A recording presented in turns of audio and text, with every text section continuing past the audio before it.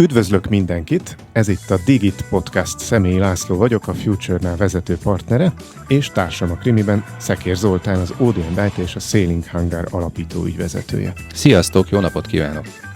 A Digit Podcast célja, hogy akit nem elégítenek ki a felszínes cikkek és a hangzatos jelszavak, az közelebb kerülhessen a digitalizáció és az informatika mai meghatározó trendjeihez. Mi itt a mélyére fogunk ásni a dolgoknak.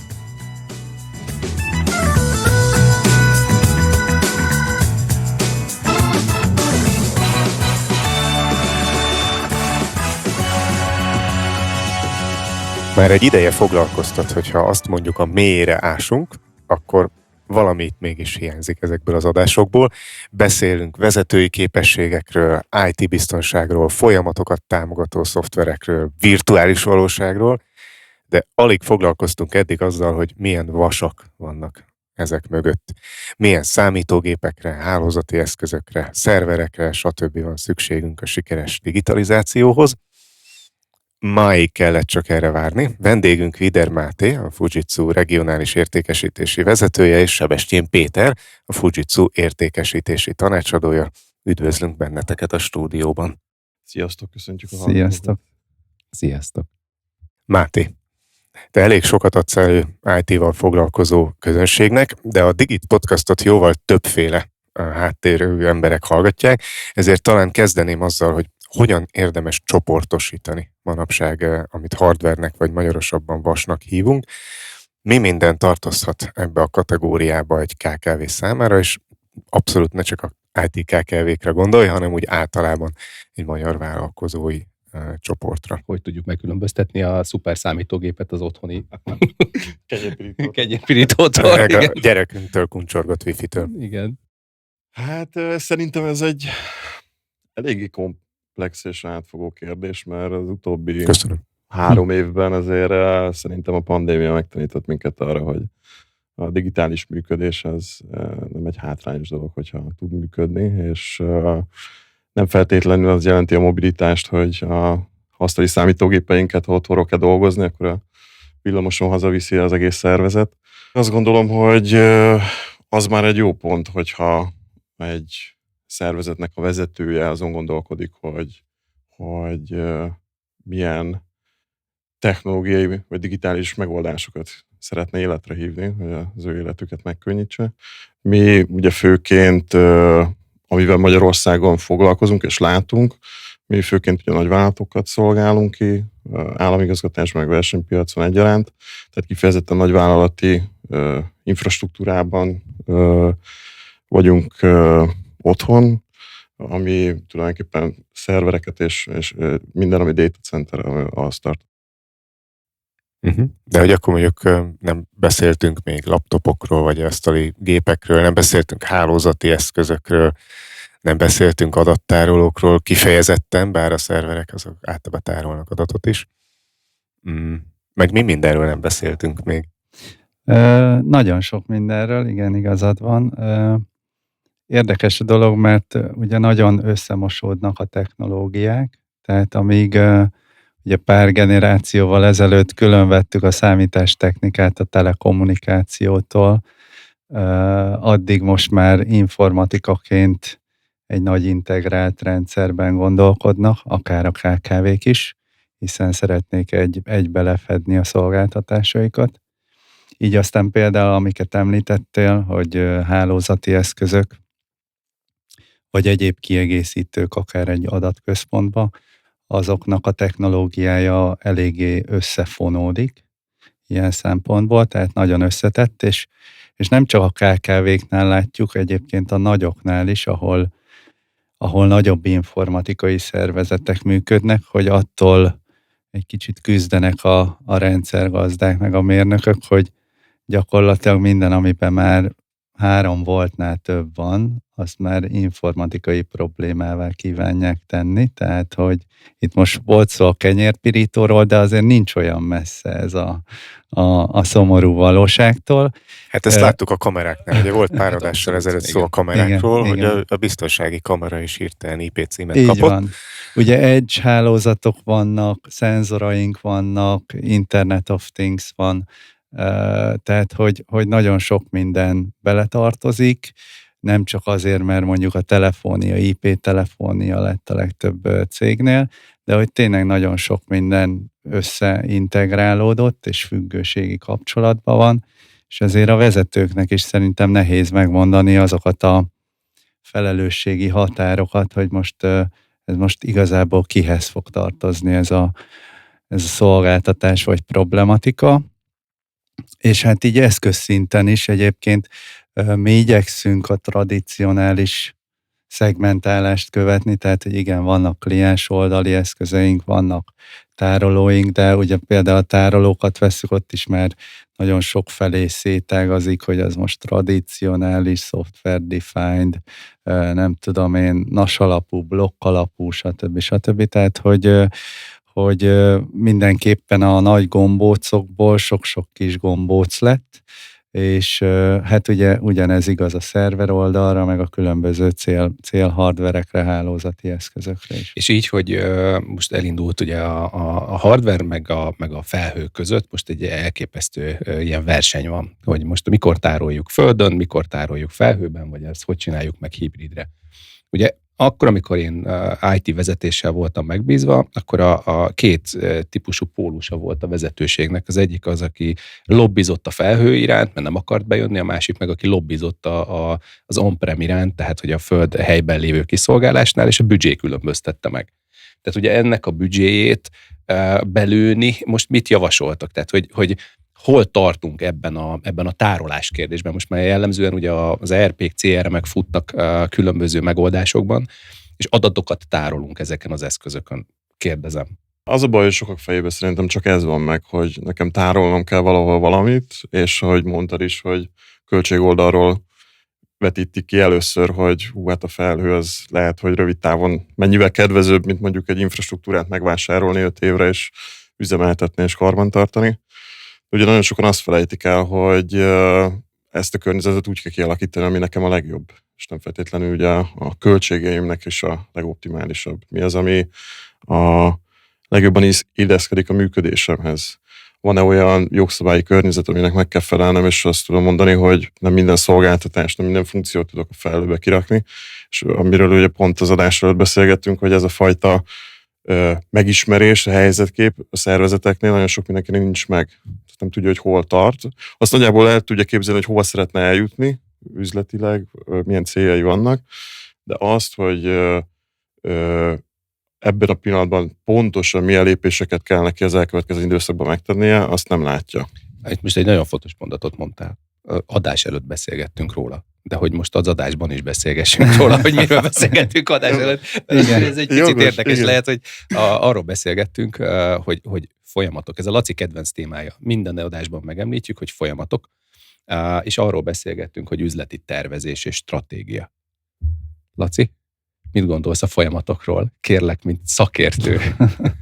Igen, nekem rögtön az jutott eszembe, hogy milyen statikus elképzelés az, hogy én adattárolásra keresek megoldást, hogy ez körülbelül olyan, mintha arra keresnék megoldást, hogy hova teszem a bort otthon.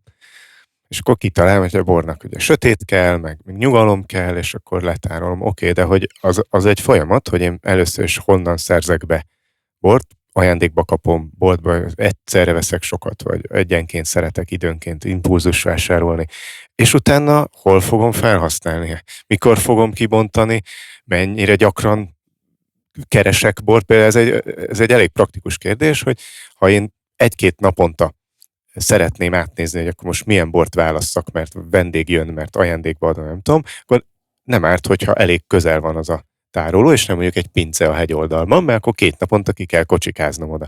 Na ugyanez van a felhőnél szerintem, tehát kellene tudni a folyamatot, hogy honnan jön az adat, hol keletkezik, és hol fogom majd felhasználni. A tárolás az egy dolog, de hogy a tárolt adatot milyen gyakran és mire fogom használni, az csak a folyamatokból derül ki. De tökre igaza van egyébként szerintem Máténak ebben, hogy egy KKV vezető, aki egyébként egy egész céget vezet, az vélhetően ilyen szintig nem fog tudni a legtöbb esetben elmenni, hogy ő maga végig elemzi. Tehát itt jön be az, hogy rá tudja bízni valakire azt, hogy egy kicsit megkapirgálja a folyamatokat a cégnél, megérti, hogy honnan jön az adat és hol fogom felhasználni, és az alapján rá tudja bízni a javaslatot, hogy akkor azért javaslom, hogy ezt nem tudom, egy fizikai infrastruktúrát itt telepítsünk a közelben, mert hogyha nem tudja rábízni, akkor nem lesz megoldás, akkor valamilyen adattárolás lesz, csak nem oldja meg a feladatot, és mindig gond lesz vele, nem?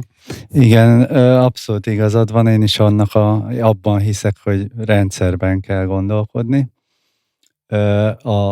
Maga az, hogy az infrastruktúrában én hová helyezem az egyes szolgáltatásaimat vagy alkalmazásaimat, az egy manapság nagyon érdekes kérdés. Ugye mi egy japán multitól jövünk, és elég jól látjuk a nemzetközi piaci viselkedéseket is, és az az érdekes helyzet, hogy ugye, amit említettél, hogy két irányból közelítik meg, van a trendi irány, hogy én azért szeretnék felhőbe vonulni, mert az egy trendi dolog, meg versenyképessé tesz, és vannak, akik ragaszkodnak, vagy féltik a kis IT szemétdombjukat, hogy ezt nem szeretnék kiadni. És mind a kettőnek... Elnézést kérünk mindenkitől, aki ezt magára veszi. Akinek nem inge. Igen, és mindenkinek igaza van valahol egyébként, de az érdekes, az érdekes nemzetközi trend, hogy azok a nagy, vagy akár startupok, akik innovatív tech cégek, most mondok példákat, Netflix, Dropbox, ezek a garázsvállalatok, Uber, ők kint kezdtek felhőben. Tehát úgy indultak, hogy publikus felhőben volt mindenük, és most jönnek vissza on-premre, egyre több mindenben. Ennek bizonyos oka a költség, bizonyos oka az IT security, bizonyos oka a helyi policy-k. Például a Scotland Bank az egyszerűen megelégelte azt, hogy nagyon sok, ugye hallottuk az elmúlt évben többször minden nagy felhőszolgáltatásnál voltak leállások. Ha jól emlékszem, a Microsoft állt tavaly júniusban, nem tudom, évvégén az AWS volt, idén évelején Google, volt hibásan elvégzett upgrade, volt vandalizmus, nem tudom, tehát hogy sok minden, tehát ők is igazából ugyanazokon a vasokon működtetnek, és ők is tudnak hibázni, tehát, hogy ezek ugyanúgy vezethetnek szolgáltatás kiesésekhez, és ráadásul, ha megnézzünk egy ilyen felhő szolgáltatási szerződést, az jó eséllyel, a Microsofté biztos, úgy kezdődik, hogy egyébként old meg a mentést valami third party szoftverre, mert erre nem vállalunk felelősséget. Hát erről pont a 11. adásban beszéltünk Ricsivel, hogy ugyanezt a szót és ugyanezt a mondatot használta a mentésre, hogy ezt meg kell oldani. Ezt még sokszor el kell mondani. Ettől függetlenül abban hiszünk, hogy van helye a felhőnek, és nem szabad tőle félni, mert egy nagyon jó dolog. Nagyon dinamikusan, könnyen fejlődhető teret ad, főleg egy KKV-nak, főleg egy zöldmezős szolgáltatás kialakításnak, ahol még fogalmam sincs, hogy mekkora lesz ez az infrastruktúra, amit ez igényel, csak valami gyorsan induljon el, hogy versenybe tudjak maradni. Emiatt azt gondoljuk, hogy valahol így a hibrid vagy ilyen vegyes megoldásban van a legtöbb esetben az arany középút, és ugye erre adunk különböző szolgáltatásokat, mert hogy ez annyira bonyolult folyamattá vált nálunk is, hogy külön AI motort használunk, hogy a rengeteg szempontrendszer alapján egy bizonyos alkalmazás hol éri meg, hol célszerű működtetni, on-prem vagy felhő, vagy hibrid, vagy akár ezt kialakítani multi-cloud infrastruktúrára, az egy igen bonyolult algoritmus lett már. Péter, annyi idegen szót kezdünk használni. Ez bennem kettő vészcsengőt szokott ilyenkor megcsöngetni. Az egyik vészcsengő, hogy el fogjuk veszíteni a hallgatókat, valamit csináljunk. A másik vészcsengő meg, hogy hát magyarok vagyunk, találjunk rá magyar szavakat. Szóval, hogy egyébként ebben van jó pár ismerősünk, aki partner, és közösen dolgozunk azon. Van egy ilyen podcast szófejtő játékunk, az applikáció még készül. Ja, igen. Igen, ez egy jó side business lesz, csak ezt sem magyarul mondtam. Tehát, hogy azt akartam mondani, van Bak Józsi, Gazdag Feri, vannak jó barátaink, akikkel most ezen dolgozunk, hogy minél több magyar szót hozzunk vissza a köztudatba.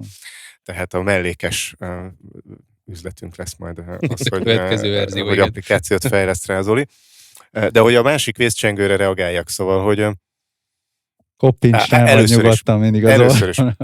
Azt nagyon jó, hogy elmondtad, hogy egy japán cég vagytok, de van egy nagyon hasonló nevű japán cég, aki nem ti vagytok, aki mindenféle filmeket és fényképezőgépeket és hasonlókat gyárt. És klímát is. Nem, a klímát azt pont Fujitsu névvel forgalmazzák. Szóval, hogy nem a Fujiról van szó, ez az egyik, viszont hogy azért azt jó, hogyha elmondjuk a hallgatóknak, hogy ti vagytok, vagy hát a mögöttetek álló cég, a világ második legrégebb óta működő vas gyártója, vagy hardware gyártója, mert az IBM, aki a legrégebbi, és a HP, aki a harmadik. Szóval, hogy ebbe a körbe tartozó vállalat rengeteg tapasztalat összegyűlhetett már ennyi idő alatt szerintem, amiből ti is tudtok meríteni. És akkor rögtön egy picit tovább mennék abba az irányba, hogy ha ennyiféle megoldás között kell választani, és egy kis optimalizációt csinálni, akkor megint élnék egy hasonlattal. Szerintem ez a felhő és saját szerverterem kérdése, ez egy kicsit olyan, mint az élelmiszer. Tehát, hogy van az a megoldás, hogy én egy lakásban vagyok, és igazából egy-két dísznövényen kívül semmit nem szeretnék gondozni, és minden kaját azt megveszek a boltban. Manapság egyébként volt ilyen vendégünk is, aki kifejezetten erre büszkén hivatkozott, hogy ők maguk egy csomó mindent megtermelnek otthon, és egy csomó mindent ilyen nagyon szép kifertőtlenített, befőttes üvegben tárolnak, hogy ne csak frissen leszedve tudják fogyasztani. Kaptunk is nagyon finom cukkini-krémet és paradicsomot ajándékba. Generációk partneré keresztül. Az Ildikótól, tehát, hogy ez is egy kicsit ilyen, hogy most akkor mennyi mindent termelek meg saját magam, és akkor ez nagyon minőségi, azt pontosan tudom, hogy milyen, azt én tudtam gondozni, és mennyit veszek meg innen-onnan, valahonnan. Kicsit nyilván sántít a hasonlat, mert az élelmiszer az egy nagyon szenzitív biztonsági kérdés, de valahol ezt érzem mögött.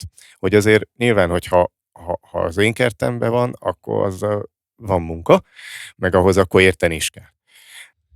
Hadd segítsek még egy picit jó értelmezni ezt a dolgot, mert számomra fontos. Tehát akkor, amikor a IT igazgatással voltam megbízva, mindig ment ez a büdzsétervezési rock and roll. Én ezt úgy hívtam, mert a végén egy sárga posztiton írtuk le a számokat, és azt egyeztettük, de hogy természetesen nagyon sok Excel készült, hihetetlen kimutatásokkal és pivó mennyiségekkel, de hogy alapértelmezetten, hogyha én egy on-prem környezetet tervezek, akkor kell egy hely, ahova bepakolom, és ez nyilván nem egy raktár salgópolcokkal. Tehát itt szokott elbukni a mutatvány, hogy fizikailag a hely, ahova beteszem ezt, ennek különböző paramétereknek kell megfelelni.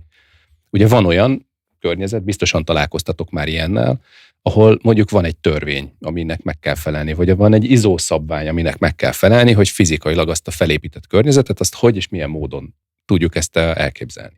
A következő, hogy egyszer megveszem, és a büdzsé 2. számú fülének alsó részén, amit soha nem szoktak megérteni, hogy én TMK-nak hívom, csak azért, hogy a Laci tervszerű megelőző karbantartás. Elnézést, ezt megengeditek nekem, hogy vannak magyar szavak, amik életidegenek az IT-ban, de legalább használjuk őket. Tehát, hogy a tervszerű megelőző karbantartásban benne van például egy diszkcsere is. És ugyanígy lemezlovas. Soha nem jövünk ki ebből a spirálból, amikor megpróbáljuk a magyar szavakat megfeleltetni, de nagyon jó.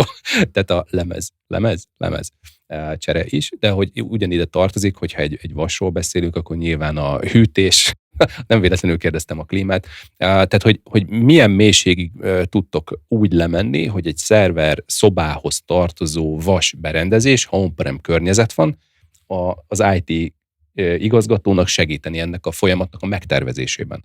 Tehát mondjuk tudjuk, hogy kell nekünk egy storage, tehát egy tároló, meg kellenek hozzá a szerverek, el tudom mondani, hogy georedundáns legyen, tehát egy másik helyre is, nyilván ennek akkor már 2 darab szervert, meg 2 darab storage-ot kell megvennünk. De ebben azért vannak összekötések. Tehát, hogy fog ez, ennek a tervezésében, milyen mélyre tudtok menni, hogy tudtok segíteni. Ez merült fel bennem. Olyan, mint hogyha megbeszéltük volna a kérdéseket, pont jó irány. Én kérek elnézést, de hogy ez az életből hozom ugyanezt a kérdést. Tényleg nagyon jó. Máté édesapjával együtt dolgoztam egy helyen, meg mind generációk, most a nevet nem mondjuk ki, hogy hol, de hogy pont azt hiszem 6 hónapon keresztül gyűrtük egymást, hogy van-e szükségünk arra az eszközre, vagy nincs szükségünk arra az eszközre. Az egyik erősségünk az, hogy van egy olyan online toolunk, amit webarchitektnek hívnak, ez ingyenesen elérhető az interneten. Igaz, hogy csak Fujitsu szervereket, meg storage-okat, meg nem tudom, switcheket, komponenseket lehet vele összerakosgatni, de azért nagyon sokszor halljuk, hogy a konkurencia is használja, ugyanis ez gyakorlatilag, ahogy én beszerelem a rack-szekrénybe, vagy akár a szekrényen kívül is, helyezhetek ugye egy toronyszervert, egy vagy egy branch office-ba, nem tudom én, a closet ajtó mellé is akár. Nem ideális, de az ISO szabványba belefér. De az ISO szabványba belefér. Mert különben elkezdünk izzadni. A lényeg az, hogy nem is kell nekünk tervezni, hanem ez egy olyan szuper kis tool, hogy a kábelezési tervet, az erős áramú kivitelezési paramétereket, a hűtési igényt mind-mind terhelés alapján leemulálja, szimulálja, kiszámolja, tehát hogy ez így rendelkezésre áll akár interneten, online módon is ingyenesen. És egyébként a másik pláne, hogy ugye itt visszakanyarodva még a legelső gondolatra, hogy milyen eszközök, milyen vasak vannak, hogy egy KKV szempontjából visszatérve a kicsit Faramuci példámra, lehet, hogy fontos szempont az, hogy neki nincs meg az a tárolási környezete, vagy nincs dedikált szerverszobája, most mondjuk ki, nincs neki nagy teljesítményű klímája, vagy hűtése, és lehet, hogy fontos lehet neki, hogy neki van egy kis, nem tudom én, félreeső zuga, ami szerverszobának azért meredek mondani, de oda be tudna tenni, nincs neki sok helye, de oda be tud tenni a salgópolc mellé egy toronyszervert, de jó lenne, hogyha az el tudna működni akár 40-45 fokos környezeti hőmérséklettel is, tehát hogy nem igényel extra hűtést, mert hogy egyébként nem futna rajta neki, csak egy valami alap, nem tudom én, egy DHCP szerver, meg Active Directory replika. Az mire jó csak, hogy így nem mindenki érti. Bocsánat, csak egy hálózati alapkonfigurációt lehetővé tevő szerver, ahova fölcsattannak a kliensek, kapnak IP címet, segít bejelentkezni, segít autentikálni, bejelentkezni a felhasználóknak, de mondjuk már minden más alkalmazást, rendszert azt mondjuk a központba éri el. Neki mondjuk csak ehhez kell egy szerver, és így fontos szempont lehet neki, hogy talál ilyet a palettába. És ekkor szokott jönni a Covid, amikor a kifelé forgalmat megterveztük, csak a befelét nem. Tehát amikor ugyanaz az 1500 ember próbálja meg azt a benti szervert elérni kintről, ami eddig nem volt felhasználóbarát. Elnézést, megint csak az életből merítettem egy példát. Elkanyarodtunk. Máté, te ezt akartál még hozzátenni? Igen, mert ugye ez már ugye tulajdonképpen egy megvalósítási, tervezési szakasz, amiről ugye a Peti ugye próbált rávilágítani, de alapvetően szerintem a probléma az, hogy a tervezési szakaszban nem érkeznek meg ezek a kérdések egy megoldásszállítóhoz, vagy egy gyártóhoz, hogy csináljuk, hogy jó legyen. Mert nagyon sok szervezet beleesik abba a hibába, hogy informatika, ahogy beszéltük, mindenhol van. És én azt gondolom, hogy azt én tudom üzemeltetni, tudom fejleszteni, de viszont nem ahhoz kell értenem, hogy lássam, hogy a világban a technológiával milyen változások jönnek, és hogy mik azok a lehetőségek, amik nekem a legideálisabbak, hanem azért vannak ezek a szereplők, hogy ők meg tudják azt nekem mutatni, hogy ahhoz a üzleti igényhez ez és ez és ez, ezek a megoldások vannak, és ezzel tudok tovább menni. Mert én ezt ugye nem fogom látni, aki ennyi gyártónak a folyamatosan változó megoldásait ismeri, olyan én meg nem találkoztam. És ilyenkor szokott jönni az, hogy születik valamilyen elképzelés, amiről feltételezzük, hogy a számunkra elég ideálisabb, és akkor vonjuk be csak mondjuk egy szállítót, hogy akkor kezdjük el megnézni, hogy vendor szinten ezt akkor hogyan tudjuk leképezni. Na, de ez az, hogy akkor már nem megoldásszállítót fogok bevonni, hanem egy gyártót vagy egy disztribútort, és nem megoldást keresek, hanem konkrét eszközt veszek. Hát igen, és az vagy megoldja, vagy nem, mert hogy nem gondolkodtam együtt senkivel, hanem én kitaláltam. Hát meg ugyanez az üzemeltetés másik oldalán, hogy ott vannak az IT-s padavanok, és mindent is rájuk bízunk. Tehát, az informatikus. Igen, hát maradjunk egy szóhasználatnál, amit édesapáddal használtunk, hogy a számítástechnikus. Tehát, hogy nem tudom, hogy van-e lejjebb, de hogy bennünket számítástechnikusnak hívtak, és értenünk kellett az SAP Finance modultól elkezdve a Windows telepítésén keresztül mindenig. Ebbe beleértem azt is, hogy a hálózat switcheinek a cseréjétől a hűtő-fűtő klíma telefonszám tudásáig. Ez benne volt minden, amit ennek tudni, és most is azt a tendenciát kezdem el vélni, felfedezni. És volt forrasztópákátok is. Volt forrasztópákánk, az nem is nekünk volt, az egyik srácnak volt, de hogy volt forrasztópálcánk, igen. Ez egy fontos kiegészítő, a csípőfogó, a gyors kötöző, és a forrasztópálka az egy. De hogy most is azt a tendenciát látom felfedezni, és tőletek kérdezem, hogy jól látom-e azt a tendenciát, hogy valahogy az informatikánál még a vasra csak-csak van a forrás, de fizikailag az üzemeltetés az viszont nem kap ekkora hangsúlyt. Hát igen, meg a megismerés szerintem, ami nagyon fontos, mert elkölthetek nagyon sok pénzt, nagyon sok jó dologra, hogyha a nap végén nem tudom, hogy mivel rendelkezem, milyen tudást kell magamba felvértelezni ahhoz, hogy legalább tudjam megfelelően használni, és ezért kell ezeket a partnereket igénybe venni ilyenkor, hogy ők az üzemeltetés támogatásból ott tudjanak segíteni olyan mélyebb szinteken, ami mondjuk nem biztos, hogy nekem már ugye a profilomba beleillik, vagy a feladatom lenne. Ez szerintem mind az életben bármilyen ehhez hasonló kérdés, hogy felépíteni valamit viszonylag egyszerűbb megtervezni, de utána az, hogy 5 évig, vagy 4 évig, vagy 3 évig üzemszerűen működjön, és tudjam is, hogy hol a helye, az a nagy feladat igazából. Így van, én is a kényelmet érzem mögötte, meg visszakanyarodva a folyamatokhoz, hogy ugye eszközt vagy vasat, ha most ez a téma venni, egyszerű, elhozom a boltból, kicsomagolom a dobozból, becsavarozom, rádugom a kábeleket, és működik, meg vagyok. Onnantól érdekes a kérdés, amikor ezt be kell építenem a folyamataimba, le kell dokumentálnom, ki kell találnom az üzemeltetési módszertanát, a karbantartási tervét, nem tudom. Tehát, hogy ez meg melós. Ez melós része. Ez nem kényelemről szól, hanem igen, előbb-utóbb oda kell neki valakinek ülni, és lehet, hogy napi 4 órába, lehet, hogy napi 10 órába, de ezzel foglalkozni kell, le kell dokumentálni, át kell gondolni, folyamatokhoz kell optimalizálni a működést, és hát igen, erre én is azt érzem, hogy kevesebb figyelem jut, mert kényelmesebb megvenni a dobozt, az gyorsabb. Sóhajtozunk.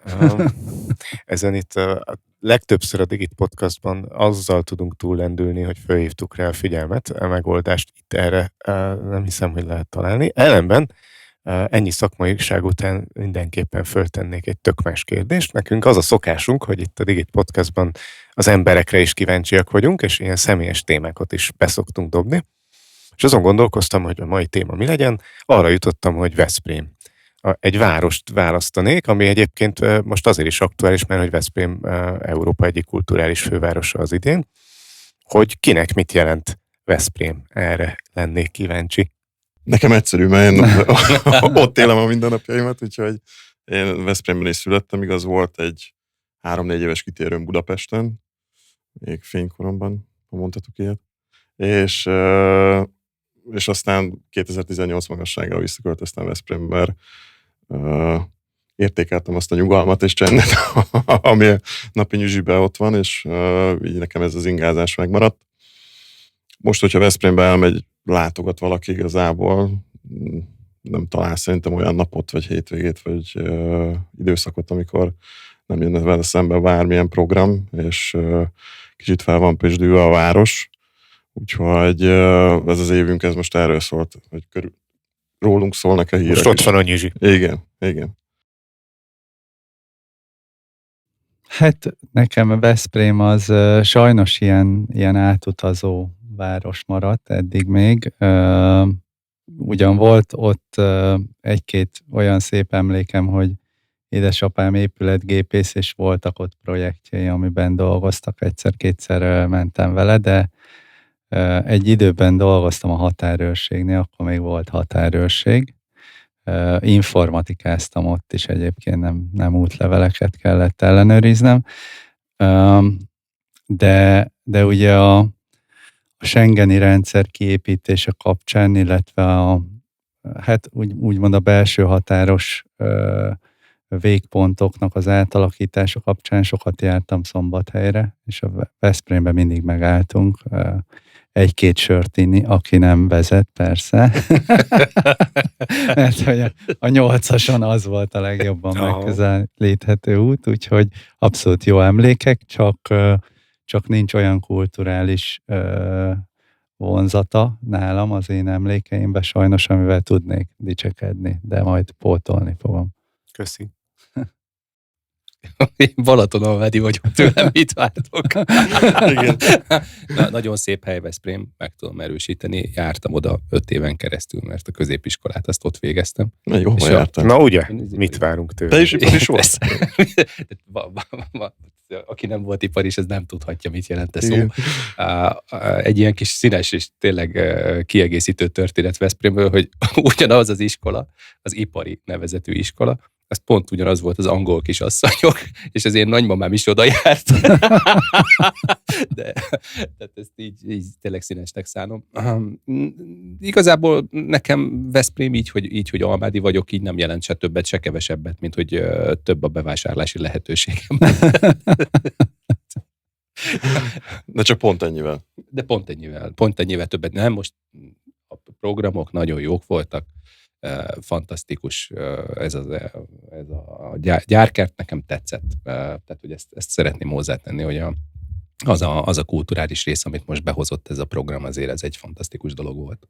Nekem ugye így volt lehetőségem megtapasztalni, hogy milyen Pesten élni, nekem meg azt a nyugodtságot és megbecsülést adja, hogy milyen az, amikor nem pörög körülöttem a világ, és van idő egy kicsit úgy magamba elmenni a Balatonra, ugye, ami nagyon közel van, lemenni a Zolihoz. Úgyhogy én nagyon szeretem ebből a szempontból, minden adott ott a környéken, amihez kell. És Laci, neked mit adott Veszprém? Hát nekem mindig is a királynék városa volt. Ugye én sem laktam ott, vagy suliba sem jártam, még ez sem adatott meg, viszont nagyon szerettem mindig oda menni. Én nagyon szerettem ott a szobrokat, a Szent Istvánt, a Boldog Gizellával, nagyon szerettem a Székesegyházat ott a várban.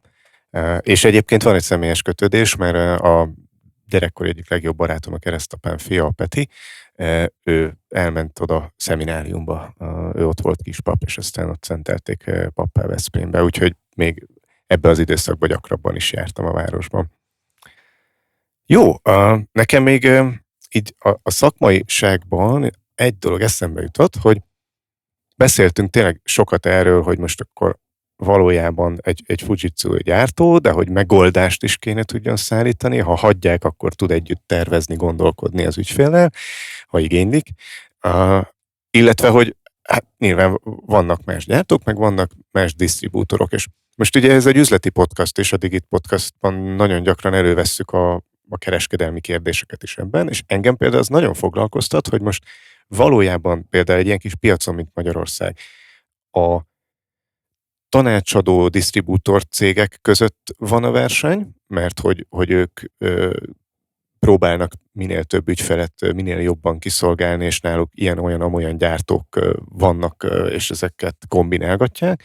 Vagy, mivel kicsi piac vagyunk, egy-egy disztribútornál van egy gyártónak egy disztribútora van mondjuk itt Magyarországon, vagy egyáltalán a régióban, és akkor igazából látszólag disztribúciós verseny, de valójában a gyártók között van csak verseny, mert hogy egy gyártó nincs több disztribútornál, ott így ez nem tud kialakulni, hogy kitől vegyek Fujitsut, ki az, aki jobban megért engem, vagy értsétek jól. Hát ez nálunk pont nem egy disztribúciós partnerek vagyunk. Mi 2 disztribútorral dolgozunk Magyarországon, és alattuk pedig ugye egy viszonteladói hálózattal. Alapjában jöve azt gondolom, hogy a viszonteladói oldalon, tehát a szállítói oldalon így a korábbi berögződések alapján dolgoznak együtt a disztribútorral, hogy ki mondjuk az egyike, ki mondjuk a másikkal. Meg hát értelemszerűen nagyon sok esetben a végfelhasználó is tud ebben ugye határozott állást foglalni. Tehát az ügyfél maga, hogy kivel szeretne, vagy milyen kereskedelmi láncon szeretné megkapni azt, amit ugye megvásárol. Igen. Hát szerintem, ha tényleg a viszonteladói partneri hálózatot nézzük, akkor az egy sokkal nagyobb merítési kör, tehát kevesebb gyártó van, mint ahány viszonteladó vagy partner, tehát általában ugye az a megszokott, hogy egy viszonteladó az több gyártóval is rendelkező megoldásokat, eszközöket, szolgáltatásokat szállít. Itt is van, ugye verseny van az egyes viszonteladók között.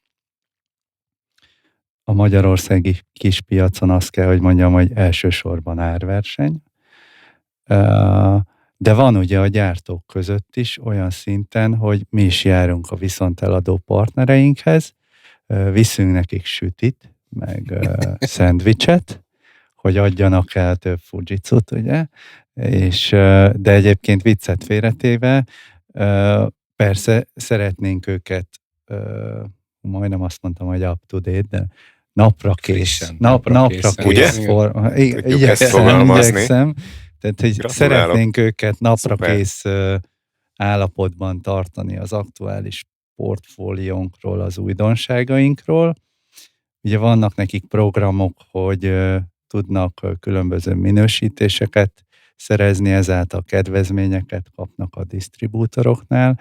Ehhez nyilván valamilyen feltételt, rendszert kötünk, forgalom alapján el kell végezniük a mérnökeiknek tanfolyamokat, hogy ismerjék a Fujitsut, amit eladnak, de hogy alapvetően az egyes gyártók is úgymond versengenek a viszonteladóknál, hogy arra ösztönözzék őket, arra motiválják őket, hogy miért is az ő termékük vagy szolgáltatásuk a nyerő.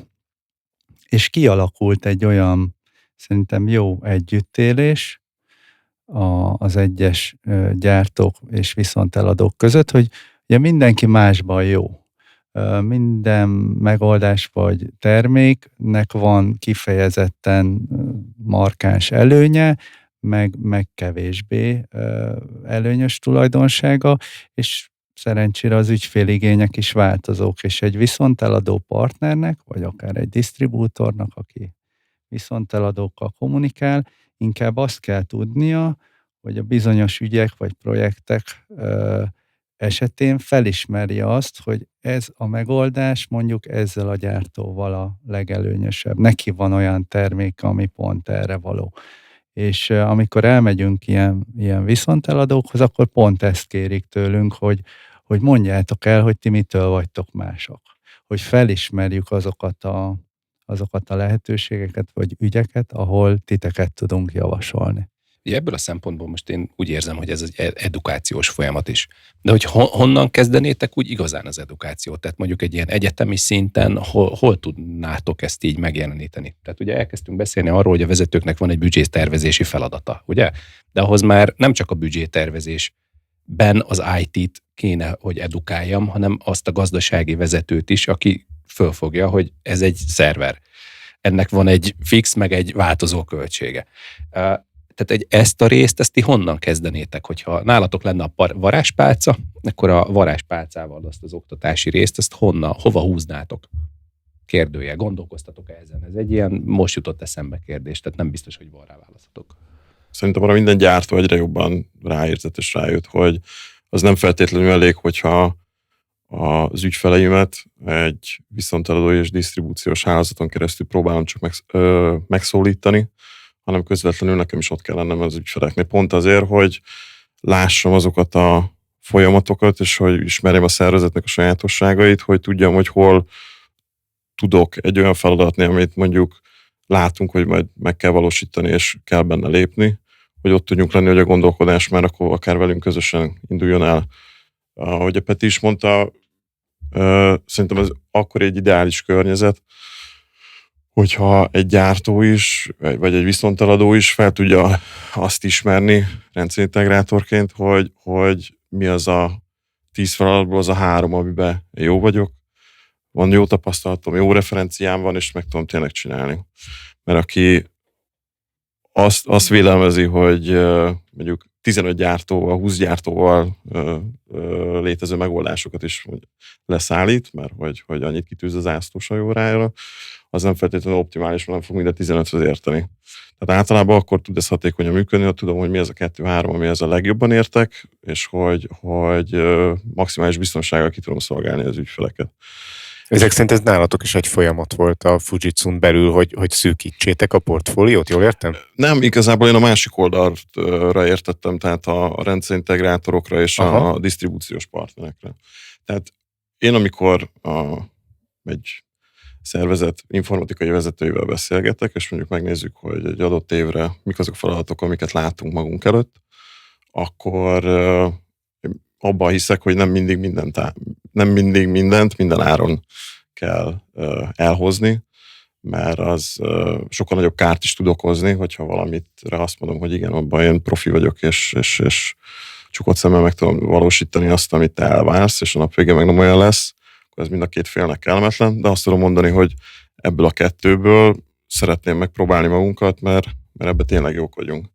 És ez a felismerés hiányzik egyébként sok helyről, amikor mindenki szeretne ugye minden feladatot ugye magáénak tudni, és csak magáénak.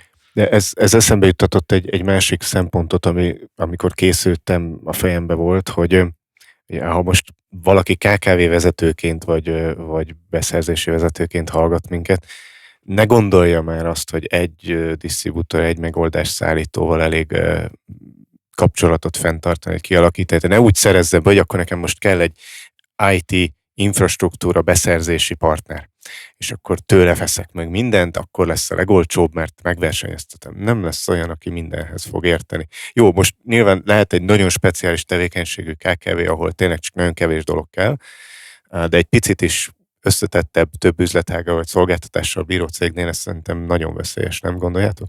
Meg szerintem nem is egészséges, ahogy mondtad, tehát hogy szerintem arra sajnos sok esetben nem figyelnek, hogy mondjuk aki szállítja nekem az IT infrastruktúrát, és mondjuk még üzemelteti is, mondjuk egy sérülékenységvizsgálatot, vagy egy IT kockázatelemzést ne ő végezzen el, üzemelteti.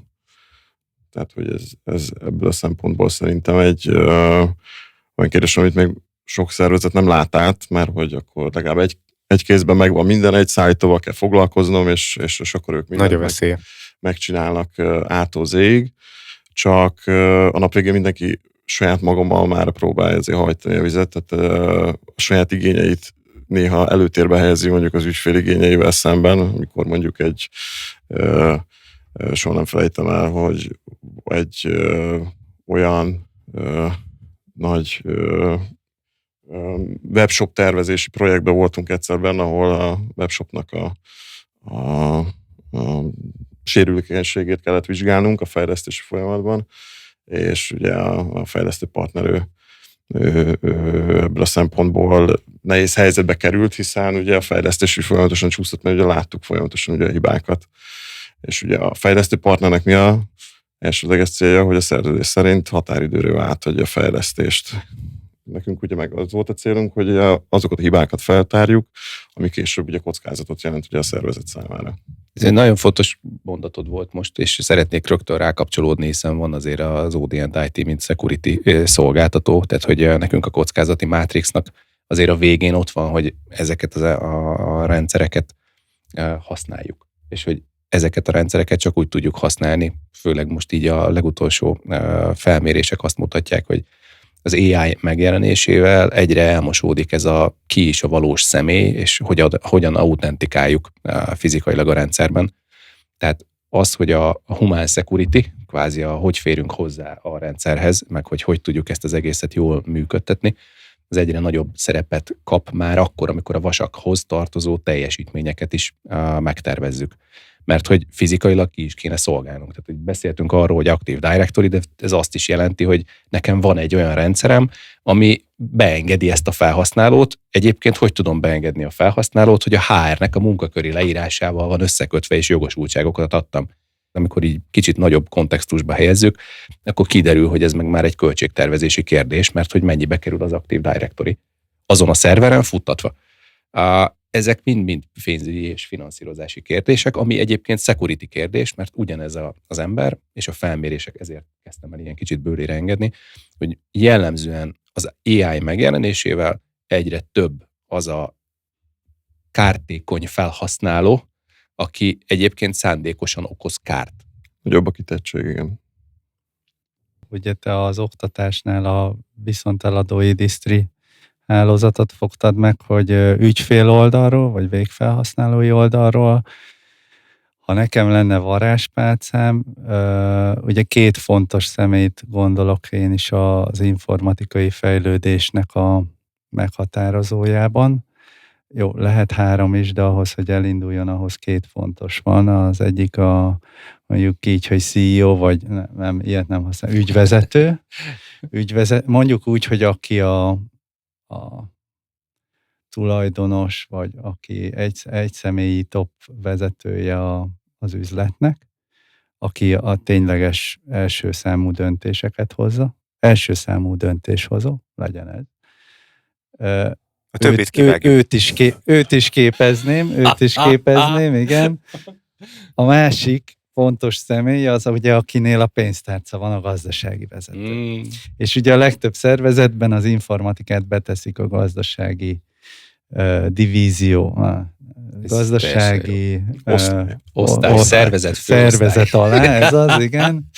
Esetleg igazgatóság. És ugye mi történik? Hát a legtöbb esetben, amikor ügyfélhez vagyunk, ugye panaszkodnak az informatikai vezetők, hogy hát ő pénzt akar költeni, a gazdasági vezető spórolni akar. Tehát teljesen ellen megy az érdekük, és ugye van egy üzleti döntéshozó, aki meg szeretné, ha hatékonyabban működne az üzlet, de nem érti, hogy miért nem lesz hatékony, hiszen küzdenek itt egymással. Ez az informatikus csávó, meg ez a pénztárcás, ez itt küzd egymással naphosszakat. Úgyhogy mindenképpen az informatikai szakállományon kívül legalább a fő döntéshozót és a gazdasági döntéshozót képezném. A másik, ami még így nálam így a fejembe maradt, amit említettél, hogy kivel szállítanak meg, hogy egy beszállítóval, vagy egy viszonteladóval nem tud megoldani mindent. Még pluszba erre azt mondani, hogy ugye egyrészt a Covid, a beszállítási láncok problémája, az alkatrész-ellátottság, a félvezető hiány, stb.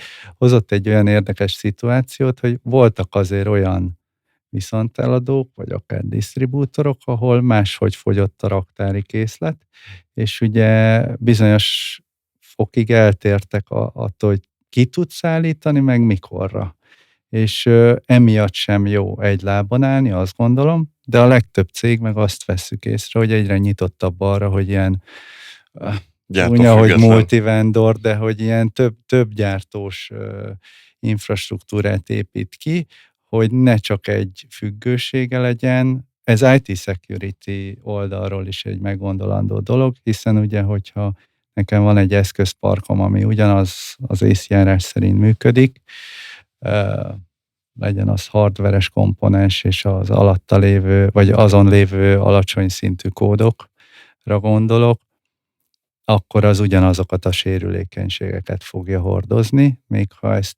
És tudom, hogy ennek ugye nincs, tehát Tehát nehéz felülni a ló hátára, mert ha nagyon heterogén környezetet hozok létre, akkor azzal iszonyat sok üzemeltetési problémám lesz. Nehezen állnak szóba a rendszerek, nehéz őket rendszerintegrálni, stb. De ha meg nagyon egy lábon állok, az sem jó. Ezért aztán tényleg egy kemény feladat, hogy ezt jól kitalálni. Sok helyen a DR Site-ot csinálják másik gyártóval, vagy hogyha úgy alakult ki neki az infrastruktúrája, akkor az egyes silók vannak más-más gyártóknál. Jó átvezetés egyébként itt az ellátási láncok kérdése, az utolsó elég kemény kérdés.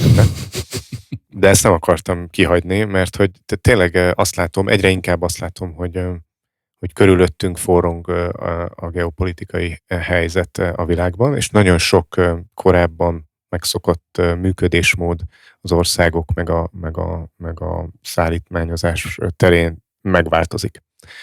Döntéshozóknak új szempontjai lesznek. És napi szinten ezt látom, hogy egyre inkább nem egy ilyen Amerika központú világban élünk, hanem egy többpólusú világban, ahol nagyon erős szereplők mozognak. Most egyébként legutóbb az ICT Globalnak az eseményén is szó volt róla, a Brain Baron is több ilyen előadás volt, ahol én voltam.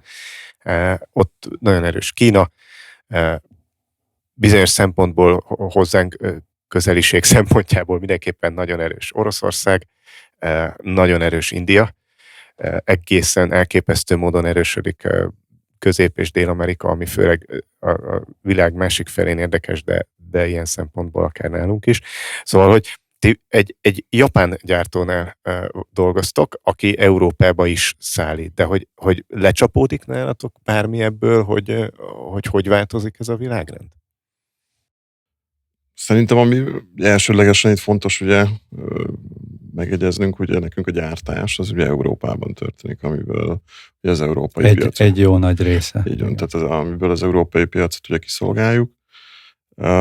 Hazudnék, ha azt mondanám, hogy az utóbbi időszakban nem voltak nekünk is nehézségeink, mint minden más gyártónak, de szerintem minden másban, és hogy az ügyfelek is ugye ezt ugye kezdték el érzékelni, hogy megszokott láncok nem úgy tudnak szállítani olyan komponenseket, vagy eszközöket, laptopot, monitort, vagy bármit, ahogy én ahhoz hozzászoktam, és akkor kezdik el ugye megszólítani, hogy akkor milyen más gyártók vannak még a piacon. És mi is ezeknek a változási igényeknek próbáltunk maximálisan megfelelni, minél jobban, minél gyorsabban alkalmazkodni, készleteket képezni, hogy hamar ki tudjuk szolgálni az igényeket, hogy megtaláljuk azt a arany középutat az ügyfél igénye és mondjuk a készlet között, ami kielégíti egyébként az üzleti igényt, és mondjuk nem 3 vagy 4 hónapot kell arra várni, hogy mondjuk egy eszköz megérkezzen, hanem mondjuk azonnal ki tudjuk szolgálni. Érdekes egyébként a japán multi, a japán gyártó.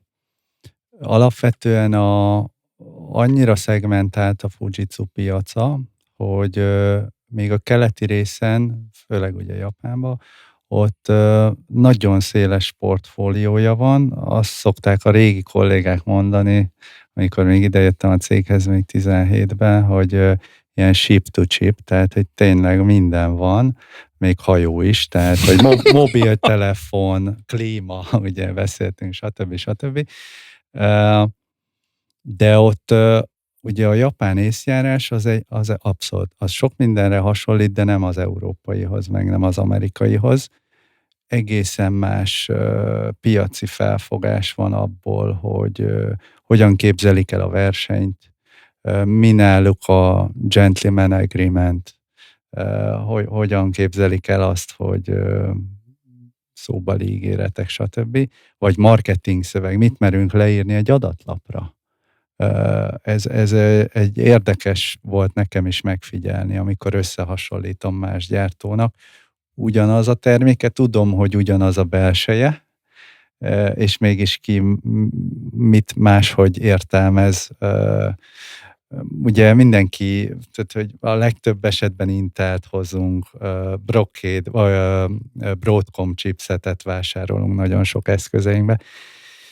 És azért például a szerver oldalon nagyon sok alapanyag az ugyanaz. Nyilván mi is gyártunk saját alaplapot, megvásároljuk a szilíciumot mellé, és félvezetőket gyártunk külön, de hogy azért a nagy része ugyanaz, és hogy ez marketing szempontból hogyan változik, ez egy nagyon érdekes tanulmány volt nekem. De a japán piacon van egy olyan gondolkodás is, hogy én japán vagyok, tehát Japánt veszek. És nincs kérdés, verseny sincs. Ezt egy amerikai piacon nem tudja megcsinálni, és az európain is nagyon nehezen.